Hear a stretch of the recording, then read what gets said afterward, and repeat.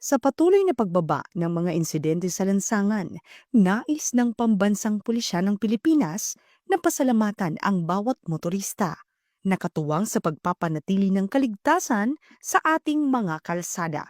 Ngunit hindi pa dito nagtatapos ang ating laban para sa hashtag Ligtas na Biyahe. Narito ang mga paalala upang masigurong tuloy-tuloy ang ligtas at maayos na paglalakbay. Laging magsuot ng seatbelt kapag nagmamaneho ng kotse at helmet naman sa mga nagmumotor.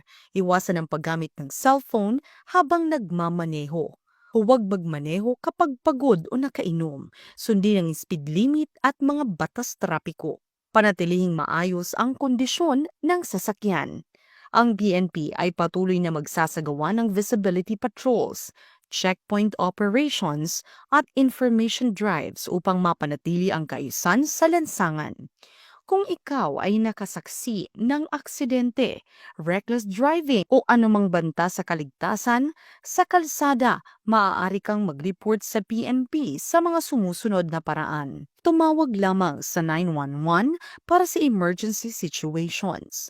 Sama-sama nating itaguyod ang responsableng pagmamaneho at ang kultura ng disiplina sa daan. Hashtag secure ang kalsada. Hashtag ligtas na biyahe.